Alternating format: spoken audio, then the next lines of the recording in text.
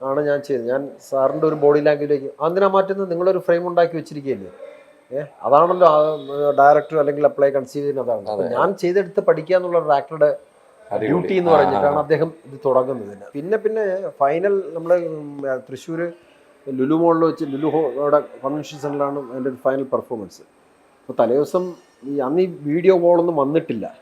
വരുന്ന ഫസ്റ്റ് ടൈമാണ്, ബാംഗ്ലൂരിൽ നിന്ന് വരുന്ന സമയത്താണ്. വീഡിയോ വോളിൻ്റെ ആ വീഡിയോ വിഷ്വലും ഇതിൻ്റെ ഓഡിയോ വിഷ്വലും കൂടെ മിക്സ് ചെയ്താണ് പെർഫോമൻസ്. ഇത് മൂന്നും കൂടെയാണ് പോകുന്നത്. അപ്പോൾ ഇത് ഫസ്റ്റ് ടൈം വരുന്ന സമയം ആയതുകൊണ്ട് ഇന്നത്തെ പോലെ ടെക്നോളജി അന്ന് അത്രയും ആയിട്ടില്ല. അപ്പോൾ എവിടെയെങ്കിലും നമുക്കിത് കട്ടായി പോകുന്ന സമയത്ത് നമുക്കതിൻ്റെ ബിഗിനിങ്ങിൽ നിന്ന് വീണ്ടും സ്റ്റാർട്ട് ചെയ്യേണ്ടി വരും. അപ്പോൾ ഒരുപാട് സമയമെടുക്കും. രാത്രി ലേറ്റ് നൈറ്റ് ഒരു മണി 12 മണിയൊക്കെ ആകും റിഹേഴ്സൽ ഇങ്ങനെ. അപ്പോഴും ഇത് കാരണം ഈ സാധനം ടെക്നോളജി വന്നിറങ്ങി ഇത് ഇംപ്ലിമെൻറ്റ് ചെയ്യുന്ന ഫസ്റ്റ് ടൈമാണ്. ആ ഷോയ്ക്കാണ് ഫസ്റ്റ് അത് കേരളത്തിൽ ആദ്യമായിട്ട് ഈ വീഡിയോ ഇത് ചെയ്യുന്നത്. ഒരുപാട് ലേറ്റായപ്പോൾ ഭയങ്കര ടയർഡായി, എല്ലാവരും ടയർഡാണ്. അപ്പം ഞാൻ ചെന്ന് പറഞ്ഞു, സാറ് നമുക്കിത് നാളെ വൈകുന്നേരം പെർഫോമൻസ് ആണ്. കാരണം വിഷ്ണു സായിനി അടക്കമുള്ള വൻ താരങ്ങളാണ് കാണാൻ വരുന്നത്. നമുക്ക് നാളെ അറ്റ്ലീസ്റ്റ് ഒരു ടെക്നിക്കൽ റിഹേഴ്സലും കൂടെ വേണം. പെർഫോമൻസ് എല്ലാം ഒക്കെയാണ് സെറ്റ് ചെയ്ത് വെച്ചിട്ടുണ്ട്. കാരണം ഇത് ഈ സ്റ്റേജിൽ ചെയ്യുന്ന പ്ലേയും ഇതിൻ്റെ വീഡിയോ വിഷ്വലും കൂടെ തമ്മിൽ മെർജ് ചെയ്ത് പോകണം. അപ്പോൾ പുള്ളി പറഞ്ഞു 1 or 2 ചെയ്യാം, അത് ചെയ്തെടുത്തല്ലേ പറ്റൂ. കാരണം ഇത് പെർഫോമൻസ് അല്ലേ, സ്ക്രീൻ പോലെ അവിടെ കട്ട് ചെയ്തിട്ട് നമുക്ക് കാണിക്കാൻ പറ്റില്ല, സ്റ്റേജ് ഷോ അല്ലേ ചെയ്യുന്നത്. അപ്പോൾ എല്ലാവരും ഇങ്ങനെ വളരെ ധൈര്യമായിട്ട് ലേറ്റ് ആയിട്ട് പിള്ളേരെല്ലാം വളരെ ധൈര്യമായിട്ട് ഇങ്ങനെ നോക്കുന്ന സമയത്ത് നിങ്ങളൊരു സമയം പറഞ്ഞു. അപ്പം ഞാൻ അല്ല സാറ് വരുന്നൊരു സമയം പറഞ്ഞാൽ ഞങ്ങൾ റെഡിയാണ്. അല്ല ഞാൻ എപ്പോഴും വേണം വരാം, നിങ്ങൾ പറഞ്ഞതെന്ന് പറഞ്ഞു. അപ്പോൾ 3 മണിക്ക് എന്ന് പറഞ്ഞിട്ട് അപ്പോൾ എല്ലാവരും വിചാരിച്ചു ഒരു 10 മണി 11 മണി. അദ്ദേഹം വലിയ സിനിമ ആണല്ലേ, ഒരു 10 മണി 11 മണിയൊക്കെ പറയുമെന്ന് വിചാരിച്ചു. കാരണം വൈകുന്നേരമാണ് ഷോ. അദ്ദേഹം പറഞ്ഞു നമുക്ക് ഒരു 7 മണിക്ക് വെക്കാം, അതാ കുറച്ചുകൂടെ നേരത്തെ ആക്കണോ, അതാ കുറച്ചുകൂടെ ലേറ്റ് ആക്കണോ. അപ്പം പുള്ളി പറഞ്ഞില്ലേ ആർക്കും എന്നാൽ ശരി ഒരു 7 മണിക്ക് വരാം എന്ന് പറഞ്ഞിട്ട് എല്ലാവരും പിരിഞ്ഞു പോയി. ഞാൻ സ്വാഭാവികമായിട്ടൊരു 6:30 ആകുമ്പോൾ ഞാൻ ആ ഹോളിലേക്ക് കാര്യങ്ങളൊക്കെ ഒന്ന് സെറ്റ് ചെയ്യാനായിട്ട് ഞാനാണ് അതിൻ്റെ മൊത്തം കോർഡിനേറ്റർ ഇവിടെ. ഞാൻ ആ ഹോളിലേക്ക് ചെല്ലുന്ന സമയത്ത് ഞാൻ കാണുന്ന കാര്യം ഞെട്ടിപ്പോയി എന്ന് വെച്ച് കഴിഞ്ഞാൽ പുള്ളി അവിടെ കംപ്ലീറ്റ് ഒന്ന് പണിയെടുക്കുക. പുള്ളി വന്ന് ഒരു പൈജാമയും ടീഷർട്ടും ഇട്ട് ആരെങ്കിലും ഒരു കെട്ടൊക്കെ കെട്ടി ഇത് ഈ ബോഡി മൂവ്മെന്റ്സ് മൊത്തം പ്രാക്ടീസ് ചെയ്തുകൊണ്ടിരിക്കും. ഓരോ ക്യാരക്ടേഴ്സ് നമുക്കുണ്ട്, നമുക്ക് എവിടെയാണ് സ്റ്റേ ചെയ്യുന്നത്. റിഹേഴ്സൽ കഴിഞ്ഞ് അദ്ദേഹം അവിടത്തെ റൂമിൽ സ്റ്റേ ചെയ്യുന്നു. അദ്ദേഹം രാവിലെ ഞാൻ 6:30 ആ ഹോളിൽ ചെല്ലുന്ന സമയത്ത്, പ്രാക്ടീസ് ഹോളിൽ ചെല്ലുന്ന അദ്ദേഹം അവിടെ നിന്ന് പ്രാക്ടീസ് ചെയ്തുകൊണ്ടിരിക്കുകയാണ് സ്റ്റേജിൽ.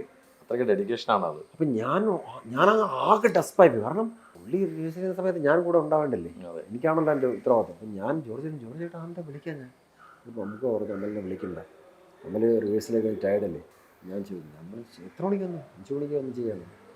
രാവിലെ വന്നിട്ട് പ്രാക്ടീസ് ചെയ്യണം. ഞാൻ ഞെട്ടിപ്പോയി സത്യം, അത്ര ഡെഡിക്കേറ്റഡ് ആണ്. അത് കഴിഞ്ഞ് പുള്ളി അപ്പം ഞാൻ ചെന്ന് ചോദിച്ചു എന്നെ വിളിക്കുക. അപ്പം ഞാൻ ഞാനാ പറഞ്ഞു ജോർജിനെ വിളിക്കണ്ടാന്ന്. അപ്പം ഞാൻ എന്നാൽ ഞാൻ വന്നിട്ട് എന്ത് കാര്യം, ഞാൻ എന്നോട് ഇത് ചെയ്തെടുക്കേണ്ടത്, ഞാൻ ആദ്യം ചെയ്ത് എൻ്റെ കയ്യിലാവട്ടെ എന്ന് പറഞ്ഞിട്ട് എന്നിട്ട് വന്നാൽ മതിയല്ലോ എന്ന് പറഞ്ഞിട്ട് അത്ര സമ്മതിക്കണം. അതിൻ്റെ പുള്ളി അപ്പം നമ്മൾ ഷോ നടക്കുന്ന സമയത്ത് ഞാൻ വേറെ ക്യാരക്ടേഴ്സ് ഒന്നും ചെയ്തു. ഞാൻ ജോർജിനുള്ള കോസ്റ്റ്യൂം എല്ലാം പുള്ളി ഊർസിങ് അങ്ങനെ ഓക്കെ അങ്ങോട്ട് ചോദിക്കാം. കാരണം പുള്ളിക്ക് ഒരു ക്യാരക്ടർ കിട്ടിക്കഴിഞ്ഞാൽ ഏറ്റവും പൂർണ്ണതയിൽ ചെയ്യുക എന്നുള്ളതാണ് ആ മനുഷ്യന്റെ ഏറ്റവും വലിയ ഡെഡിക്കേഷൻ. എനിക്കൊന്ന് അദ്ദേഹം ഇതിലൂടെ ഒരു വരുമാനമല്ല നോക്കുന്നത്, അദ്ദേഹത്തിന്റെ പാഷനാണ് നടത്തിക്കൊണ്ടിരിക്കുന്നത്. പിന്നെ ഇവനിപ്പോ ക്രിസ്റ്റഫറിൽ ഒരു സീക്വൻസിൽ ഞാൻ അദ്ദേഹം ഭയങ്കരമായിട്ട് ഇങ്ങനെ ഇതാക്കി വിടുന്ന ഒരു സീനുണ്ട് ഡയലോഗ്. നമ്മൾക്കിപ്പോൾ എത്ര നമ്മൾ ഫ്രണ്ട് എന്ന് പറഞ്ഞാലും എത്രയോ സീനിയർ എക്സ്പീരിയൻസ് ആയിട്ടുള്ള ആക്ടറാണ്. അപ്പം ഞാൻ ആ പറയുന്ന സമയത്ത് പുള്ളി ഇങ്ങനെ തിരിഞ്ഞ് നിൽക്കുകയാണ് അങ്ങോട്ട് ഫ്രെയിമിൽ. അപ്പം ഞാൻ ഇങ്ങനെ നിന്ന് പറയുന്നു, പുള്ളി അത് കഴിഞ്ഞിട്ട് തിരിഞ്ഞ് നിന്നിട്ട് ഇങ്ങനെ ഒരു നോട്ടം നോക്കി. അപ്പം ഞാൻ ആകെ ഇതെന്താ ഇങ്ങനെ നോക്കുന്നത്, സീൻ ഓക്കെ ആണെന്നാണോ അതോ ശരിയല്ലെന്നാണോ? അപ്പം ഞാനൊന്ന് ഷൂട്ട് നടന്നുകൊണ്ടിരിക്കുകയാണ്. ഞാനൊന്ന് പതറിയപ്പം പുള്ളിക്ക് മനസ്സിലായി എൻ്റെ കയ്യിൽ നിന്ന് സാധനം പോയിരുന്നു. പുള്ളി പതുക്കെ അമലേഞ്ഞ് വന്നു വെച്ചിട്ട് എന്നെ അപ്പുറത്തേക്ക് മാറ്റി. അപ്പം ഉണ്ണിസാർ ഇവിടെ ഇരിക്കുകയാണ്. ഉണ്ണിസാർ കട്ട് പറഞ്ഞിട്ട് അപ്പം പുള്ളി എന്നെ വിളിച്ചപ്പോഴത്തേക്ക് ഉണ്ണിസാർ കട്ട് പറഞ്ഞു. അപ്പോൾ ഉണ്ണിസാർ ഇവരെല്ലാവരും വെയിറ്റ് ചെയ്യും. പുള്ളി എന്നെ വിളിച്ചിട്ട് അമ്മലെ ഇതിനകത്ത് മമ്മൂട്ടി അമലൊന്നുമല്ല, അമലിൻ്റെ മുമ്പിൽ വയ്ക്കുന്നത് ക്രിസ്റ്റഫറാണ്, ചാക്കോച്ചൻ MP ആണ്, അതിൻ്റെ പവർ പറഞ്ഞു. അപ്പോൾ അമൽ എത്രത്തോളം പവർ ചെയ്താലും എനിക്കൊരു സാധനം അങ്ങോട്ട് തരാൻ ഇവൻ ടേക്കണാണ്. അത് അമലിനെ ഞാൻ പറഞ്ഞു തരാം.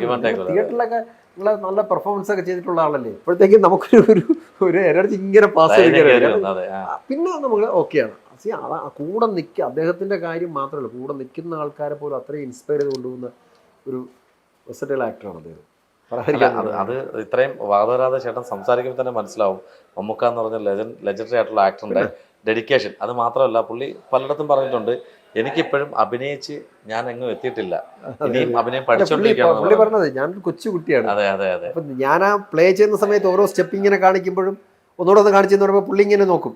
അല്ല ഞാൻ പഠിക്കട്ടെ പഠിക്കട്ടെ എന്നാണ് അദ്ദേഹം പറഞ്ഞത്. അപ്പൊ അദ്ദേഹമാണോ അല്ല ഈ ആക്ടിങ്ങിന്റെ മാതിരി മാത്രമല്ല, നമ്മുടെ ഒരു ഹെൽത്തിനെ കുറിച്ച്, നമ്മുടെ ഫാമിലിനെ കുറിച്ച് എപ്പോഴും എപ്പോൾ കണ്ടാലും, കാരണം ഈ പ്രേമലേഖനമാണ് നമ്മളെ കുറെ കൂടെ അടുപ്പിച്ചത്. അപ്പം ഇടയ്ക്കൊക്കെ കാണുമ്പോൾ ഇത് പറയുന്നു സാറാമെന്ന് പറയുന്നു, ആകാശമിട്ടായികളൊക്കെ സുഖമായിരിക്കുന്നു, ഫാമിലിനെയൊക്കെ അറിയാം. അപ്പം അങ്ങനെ ഒരു റിലേഷൻ നമ്മുടെ ഇപ്പം എന്നോട് മാത്രം എല്ലാ ആൾക്കാരോടും. നമ്മളെ എക്സസൈസ് ചെയ്യാതെ ശരീരം വീക്കായാൽ, അല്ലെങ്കിൽ ഉറക്കം ഒഴിഞ്ഞു കഴിഞ്ഞാൽ, നമ്മൾ കെയർലെസ് ആയിട്ട് നടന്നു കഴിഞ്ഞാൽ ഒക്കെ അദ്ദേഹം ശ്രദ്ധിക്കും. പറയും ഇങ്ങനെ നടന്നാൽ പോരാ, നീ ഒരു ആക്ടറാണെന്നൊക്കെ പറഞ്ഞ് അത്ര രീതിയിൽ നമ്മളൊക്കെ കെയർ ചെയ്യുന്ന ഒരാളാണ് പുള്ളി. അതിലൂടെയാണ് ഡെഡിക്കേഷൻ പുള്ളി. അത് കൃത്യം പുള്ളി പറയുന്നത് മാത്രമല്ല, ചില ആൾക്കാർ ഈ പറച്ചിൽ മാത്രം, പുള്ളി പറയുന്നത് മാത്രം പുള്ളിയുടെ പ്രവൃത്തിയിൽ പോകുന്നുണ്ട്. പക്ഷെ എനിക്കൊന്ന് നമുക്ക് സൈലന്റ് ആയിട്ട് കുറെ ആക്ടേഴ്സിനെ, കുറെ അഭിനയിക്കാൻ ധൈര്യം അല്ലെങ്കിൽ അഭിനയിക്കാൻ തുടക്കം കുറിച്ചിരിക്കുന്ന ആൾക്കാരെ സിനിമയിലേക്ക് എൻട്രി ചെയ്യിപ്പിച്ചൊരു വ്യക്തിയും കൂടെ അദ്ദേഹം അല്ലേ?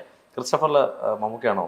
അല്ല, ക്രിസ്റ്റഫറിൽ എനിക്ക് വേറൊരു ഓഡീഷൻ വഴിയാണ് വന്നത്. നമ്മുടെ ഒരു സുഹൃത്ത് അബുവാണ് എന്നെ, അബു വളയംകുളം, അദ്ദേഹമാണ് എനിക്ക് ഉണ്ണിസാറിലേക്ക് കണക്ട് ചെയ്ത് തരുന്നത്. അപ്പം അപ്പോഴൊന്നും എനിക്കറിയില്ല ഈ ക്യാരക്ടർ. അപ്പം ഉണ്ണിസാറിനെ ഞാൻ ഈ ഹോട്ടലിൽ പോയി കാണുന്നു.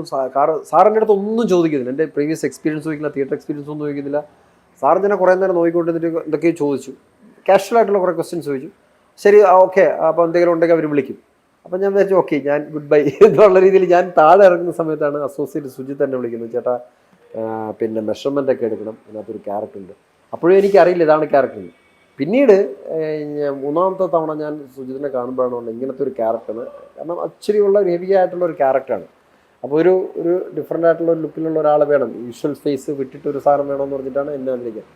അപ്പം ഞാൻ ഈ ഷൂട്ടിന് പോകും, ഞാൻ ലൊക്കേഷനിൽ പോകും. അതെൻ്റെ ഒരു രീതി അതാണ്. നമ്മളൊരു സ്പേസിൽ എത്തിച്ചെല്ലുന്നതിന് മുമ്പ്, സമയത്തിന് മുമ്പ് നമ്മളവിടെ പോയി ആ സ്പേസ് നമ്മളിലേക്ക് കംഫർട്ട് ആക്കുക എന്നുള്ളൊരു രീതിയുണ്ട്. നമ്മൾ പ്ലേ ഒക്കെ ചെയ്യുമ്പോൾ അങ്ങനെയാണ്. നമുക്ക് 5 മണിക്കാണ് ഷോ എങ്കിൽ നമ്മൾ ചിലപ്പം രാവിലെ അവിടെ എത്തും. കാരണം ആ സ്പേസ് നമ്മളിലേക്ക് കൊണ്ടുവരുന്ന ഒരു പ്രോസസ്സുണ്ട് ഒരു ആക്ടറിനെ സംബന്ധിച്ച്. അപ്പം അങ്ങനെ ഞാൻ ഒരു ദിവസം ഇവിടെ ചോദിച്ചിട്ട് ലൊക്കേഷനിൽ പോകുന്ന സമയത്ത് അന്ന് മമ്മൂക്ക അവിടെ ഉണ്ട്. അപ്പോൾ ജോർജ് ചേട്ടനോട് ചോദിച്ചു, പുള്ളി അകത്തുണ്ടെന്ന് പറഞ്ഞു. അപ്പം പുള്ളി അറിഞ്ഞു, പുള്ളി ചോദിച്ചു ഇതാരാ ഈ ക്യാരക്ടർ ചെയ്യുന്നത്. പുള്ളി സ്വാഭാവികമായിട്ട് തിരക്കുമല്ലോ. അപ്പം ഈ ക്യാരക്ടർ ചെയ്യുന്ന ആരാന്ന് ചോദിച്ചു. പറഞ്ഞു ഇത് അമൽ രാജ്യത്തെ. അമലിനെ എനിക്കറിയാം, കുഴപ്പമില്ല, ഓക്കെയാണ്. അപ്പം പുള്ളി അതെ അങ്ങനെ അതാണ്. അതൊക്കെ നമുക്ക് ലൈഫിൽ കിട്ടുന്ന ഏറ്റവും വലിയൊരു അച്ചീവ്മെന്റ്. തീർച്ചയായിട്ടും നമ്മുടെ അനുഗ്രഹങ്ങളാണ് അതൊക്കെ. അതായത് നമ്മൾ ഓർക്കുക, നമ്മൾ ആ പുള്ളി അടിപൊളിയാണെന്ന് പറയുക, അവിടെ പ്ലേസ് ചെയ്യാൻ പറയാ, പിന്നെ തിരിഞ്ഞു നോക്കണ്ടെന്ന് പറയുന്നത് നമ്മുടെ അഹങ്കാരമായിട്ടുള്ള മമ്മൂക്കയാണ് പറയുന്നത്. അതൊക്കെ ഓരോ അനുഗ്രഹങ്ങളാണ് നമുക്ക്. ഗുരുകാരണവന്മാരുടെ അനുഗ്രഹം എന്ന് പറഞ്ഞ പോലെ. തീർച്ചയായിട്ടും ഈ മമ്മൂക്ക ലാലേട്ടൻ എന്ന് പറയുന്നത് നമ്മുടെ മലയാളികളുടെ ഏറ്റവും വലിയ ഇടവും ബലവുമാണ്. അവരിലേക്ക് സിനിമ ഇൻഡസ്ട്രി തന്നെ ഇല്ല എന്നുള്ള. കാരണം അവര് ഒരേ സമയം ആക്ടർ ആയിരിക്കുന്നതോടൊപ്പം തന്നെ അവർ ഇൻഡസ്ട്രി അതേപോലെ പ്രൊട്ടക്ട് ചെയ്ത് കൊണ്ടുപോകും. മമ്മൂക്ക ലാലേട്ടൻ സൈലന്റ് ആയിട്ടാണ് കൊണ്ടുപോകുന്നത്. കാര്യം അധികം പബ്ലിസിറ്റി ഇല്ലാതെ തന്നെയാണ് കൊണ്ടുപോയിക്കൊണ്ടിരിക്കുന്നത്. ചേട്ടൻ അങ്ങനെ ഒരു ഭാഗ്യം ഉണ്ടായി. ഇപ്പം അങ്ങനെ ഒരു ഭാഗ്യം ഞങ്ങളുടെ മൂവി വേൾഡ് മീഡിയ മിനി സ്ക്രീനും ഉണ്ടായി. കാര്യം ഇത്രയും ലെജൻഡറി ആയിട്ടുള്ള ഒരു തിയേറ്റർ ആർട്ടിസ്റ്റ് താങ്കളോടൊപ്പം ഇരുന്നൊരു കുറച്ച് സമയങ്ങളിൽ എനിക്കൊന്നും അധികം ഇന്റർവ്യൂസ് ഒന്നും പോയിട്ടില്ലെന്ന് തോന്നുന്നില്ലേ ചേട്ടന്റെ? ഇല്ല പോയിട്ടില്ല. കുഞ്ഞുണ്ണിയുടെ അല്ലേ? കുഞ്ഞുണ്ണിയുടെ വന്നിട്ടുണ്ട് ആ സമയത്തൊക്കെ കുറെ അതിന്റെ പ്രൊമോഷനായിട്ടേ പോയിട്ടുണ്ട്. പക്ഷെ എങ്കിൽ പോലും അമൽരാജ് എന്ന് പറഞ്ഞൊരു വ്യക്തി, ഇപ്പം പ്രേമലേഖനം എന്ന് പറയുന്നൊരു സംഭവം, അത് എനിക്ക് തോന്നുന്നു അധികം ആൾക്കാർക്ക് ഒന്നും മനസ്സിലായിട്ടില്ല എന്നുള്ളതായിരിക്കാം നമ്മുടെ പ്രേക്ഷകർക്കെല്ലാം. അതെന്താണെന്നൊന്നുകൂടെ ഒന്ന് എക്സ്പ്ലെയിൻ ചെയ്യാം. ഈ പ്രേമലേഖനം എന്ന് പറയുന്നത് അത് പറഞ്ഞത് നന്നായി. അത് വൈക്കം മുഹമ്മദ് ബഷീറിന്റെ ഒരു കഥയാണ്. 1942 അദ്ദേഹം എഴുതിയ ഒരു കഥയാണ്. ഈ പൂജപ്പുര സ്വാതന്ത്ര്യ സമരവുമായിട്ട് ബന്ധപ്പെട്ട് ബഷീറിനെ ജയിലിൽ അടയ്ക്കപ്പെട്ടപ്പോൾ അദ്ദേഹം കഥാകാരനാണെന്ന് അവിടുത്തെ തടവുള്ളികൾ മനസ്സിലാക്കി. നിങ്ങൾ വലിയ എഴുത്തുകാരനെ കാണില്ല, നമുക്കൊരു കഥ എഴുതി തന്നൂടെ എന്ന് ചോദിക്കുന്ന സമയത്ത് അദ്ദേഹം എഴുതി കൊടുക്കുന്ന ഒരു കഥയാണിത്. അപ്പോൾ അതിനകത്ത് 2 സമുദായത്തിൽപ്പെട്ട ആളുകളുടെ പ്രണയവും, ഒരു ക്രിസ്ത്യനും ഹിന്ദുവും, ആ പ്രണയവും അവരൊരുമിച്ച് പ്രണയിച്ച് വിവാഹം കഴിച്ചാൽ സൊസൈറ്റി എങ്ങനെ കാണും, ഹിന്ദുവായിട്ട് വളർത്തു, ക്രിസ്ത്യാനായിട്ട് വളർത്തു, അങ്ങനെയുള്ള അവരുടെ പ്രണയമാണ്. ഭയങ്കര രസകരമായിട്ടുള്ളൊരു കഥയാണത്. ഒരു വളരെ ഫെമിലിയർ സ്റ്റോറിയാണ്. അപ്പോൾ ആ സ്റ്റോറി ഞങ്ങളൊരു അരീന പോലെ ഓഡിയൻസിൻ്റെ നടുക്ക് സൂര്യ കൃഷ്ണമൂർത്തിയായിട്ട് സംസാരിച്ചിട്ട് അദ്ദേഹത്തിൻ്റെ ഒരു സംവിധാനത്തിൻ്റെ ഒരു ഇതിൽ ആ ബാൻഡിൽ ഞങ്ങൾ കളിച്ചു തുടങ്ങിയതാണ്. അപ്പോൾ അത് കളിച്ച് തുടങ്ങാനുള്ള സാഹചര്യം വെച്ച് കഴിഞ്ഞാൽ അതിന് മുമ്പ് സൂര്യ കൃഷ്ണമൂർത്തി സാറിൻ്റെ മേൽവിലാസം എന്ന് പറഞ്ഞൊരു പ്ലേ, അത് പിന്നെ ഫിലിമായതാണ്, സുരേഷ് ഗോപി അഭിനയിച്ചത്. അപ്പോൾ അതിൽ ഞാൻ ലീഡ് റോളാണ്. അപ്പോൾ അന്ന് എൻ്റെ കല്യാണം കഴിഞ്ഞുള്ള സമയമാണ്. അപ്പോൾ കല്യാണം കഴിഞ്ഞ് മിക്കവാറും ദിവസങ്ങൾ നമുക്ക് ഷോ ഉണ്ട്, സൂര്യയുടെ ഷോ എന്നുകൊണ്ട് ആ സമയത്ത് ഞങ്ങളൊരു 10-400 സ്റ്റേജ്, അത് വേൾഡ് മുഴുവൻ നമ്മൾ കേരളത്തിൻ്റെ എമ്പാടും ഓടി നടന്ന് കളിക്കുകയാണ്. കേരളം ഓൾ ഇന്ത്യ ബേസ് പോയി, ഗൾഫിലെ എല്ലാ രാജ്യങ്ങളിലും പോയി, യൂറോപ്പിലെ ഒരു 9ഓളം രാജ്യങ്ങളിൽ പോയി, ഒരു നാടകം കൊണ്ട് എൻ്റെ 2 പാസ്പോർട്ട് ഫില്ലായി. ഫില്ലായി. സാധാരണ എല്ലാവരും സിനിമയുടെ ഷൂട്ടിംഗ് അതുമായിട്ട് പോകുമ്പോൾ നമ്മൾ നാടകം കളിച്ച് മാത്രം പാസ്പോർട്ട് ഫില്ലായി എന്നുള്ളതാണ്. അപ്പോൾ ആ പ്ലേ ഭയങ്കര ഹിറ്റായിരുന്നു. അത് ഭയങ്കരമായിട്ട് കേരളത്തിൽ ഓടി നടന്ന് ലോകത്ത് മുഴുവൻ ഓടി. അപ്പോൾ ഞാൻ കൂടുതൽ സമയവും യാത്രകളും ഒക്കെ ആയിട്ട്, അപ്പോൾ വൈഫ് പലപ്പോഴും വീട്ടിലായിരുന്നു. അപ്പോൾ എൻ്റെ മോൻ്റെ ഫസ്റ്റ് ഡെലിവറിക്ക് പോലും ഡൽഹിയിൽ ഷോ ഉണ്ട്.